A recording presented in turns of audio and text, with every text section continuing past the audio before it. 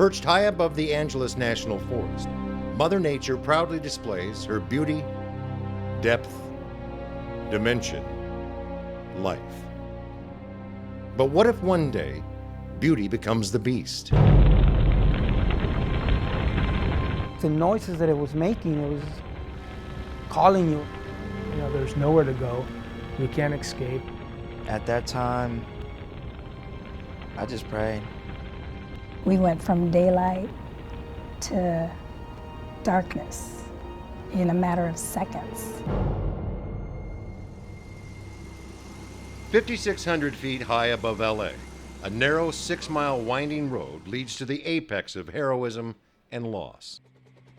It's an exclusive visit 1 year later as we step onto Mount Gleason and into the untold story the station fire wrote. What is it like for you? You know, that day was pretty difficult to get our arms around, get our heads around. Chief Deputy John Tripp of LA County Fire was among the many who pieced together the mysterious events of that fateful day.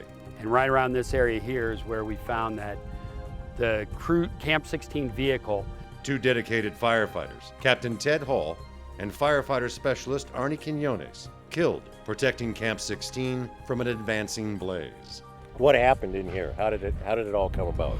Well, later on in the afternoon, the crews were monitoring where the fire was. They were communicating with the command that was here at Camp 16. Captain Hall had brought firefighter specialist Quinones. They came down to this point, and they were going to do an operation, basically what we call a firing operation. The plan?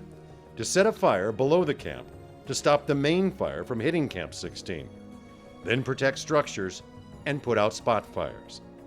The scenario was what the 2 leaders had been training inmate firefighters, such as Williams and Bibbins, for years. But nothing could have prepared them for the explosive fire they now faced.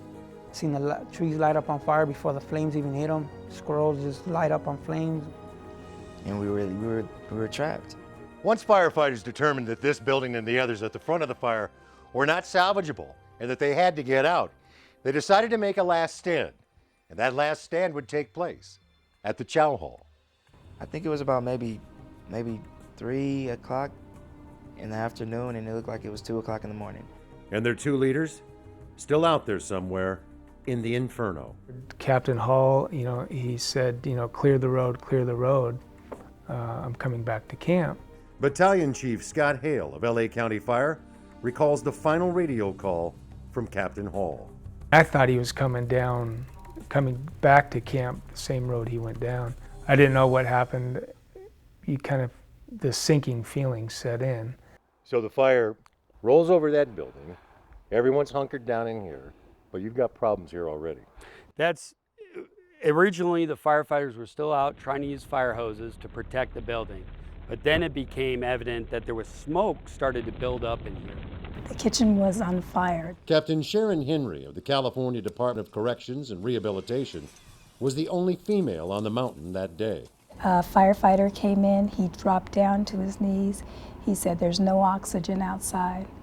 Although I had everything on my face and whatnot, I just reached my hand down and I touched his shoulder and I just said, "It's gonna be all right."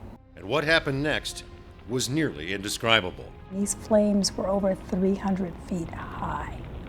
And the heat was just unimaginable. I said, you know, we've got to move everybody out. We've got to move everybody out now. We're going to lose this whole camp. So one of the foremen saw that he could get to his crew carrier, brought that crew carrier over, a truck, and basically used that to evacuate the inmates. Split-second decisions saved those in the dining hall, but 2 remained missing. It was just Arnie and Ted that we were missing. You know, I kept trying to get a hold of Ted this whole time. And I said, do another count. Then I just said, everybody, we need to spread out and try to locate them. According to fire behavior analyst Captain Drew Smith of LA County Fire, high winds, heat, and landscape fueled the perfect storm, preventing Hall and Quinones from making it back to camp. As they made their way through the front part of camp, their exit to come back to the front of camp gets blocked off by a fire. The crew vehicle was found 800 feet below in the canyon. It was overturned and still on fire, and it was extremely hot down there. 72 lives were saved that day. I know that we're all wearing different uniforms. I'm a prisoner, and there's firefighters and there's CDC officers. But on stuff like that, you don't